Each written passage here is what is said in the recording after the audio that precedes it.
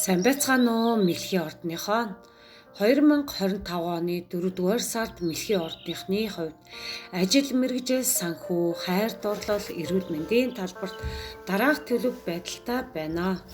Энэ сард Мэлхийн ордныхны ажил мэргэжлийн талбарт тодорхой сорилтуудтай тулгарч магадгүй. Гэсэн хэдий ч энэ үеийг өөрийгөө хөгжүүлэх, ур чадвараа дээшлүүлэх боломж болгон ашиглах нь зүйтэй. Таны оюун ухааны ур чадвар шаардсан нийгмийн сайн сайханд түлхүү оролцсон салбарт хөрөнгө оруулах боломжийг хайх нь чухал байна. Санхүүгийн хувьд Мэлхийн ордныхын 4-р сар маань шинэ боломжуудыг авчирна. Та хадгаламжаа нэмэгдүүлэх, хөрөнгө оруулалтаа төрөлжүүлэх талаар бодож үзэх хэрэгтэй. Хэдийгээр эрсдэлтэй мэд санагдах боловч эдгээр алхмууд нь ирээдүйд орлогын нэмэлт их үүсвэр болох боломжтой.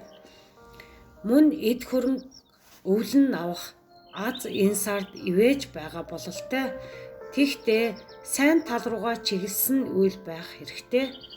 Хайр дурлалын талбарт энэ сард та шинэ харилцаа эхлүүлэх эсвэл одоо байгаа харилцаагаа гүнзгийрүүлэх боломжтой. Ганц бие хүмүүсийн хувьд хань ижилтэй болох, мөрөөдөлтөө хүрэх боломжтой үе байх бололтой. Хосуудын хувьд харилцаагаа бэхжүүлэх, харилцан ойлголцлыг сайжруулахад тохиромжтой үе байна.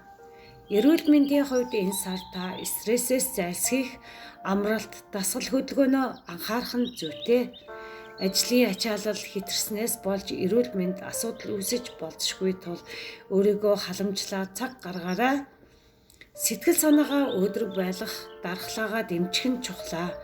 4-р сард гариг иргэсийн байрлал таны амьдралд тодорхой нөлөө үзүүлнэ.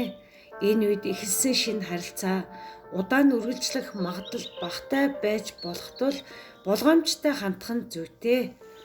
Энэ сард гариг иргэсийн нөлөөгөөр таны ажил мэргэжил, санхүү, хайр дурлал, эрүүл мэндийн талбарт тодорхой өөрчлөлтүүд гарах тул боломжуудыг ашиглан өөрийгөө хөгжүүлэхэд анхаараарай. Танд контент маань таалагдсан бол лайк, subscribe дараад бусдад түгээгээрэй. Мөн сайхан сэтгэлийн комент бичиж үлдээж байгаарай. Баярлалаа.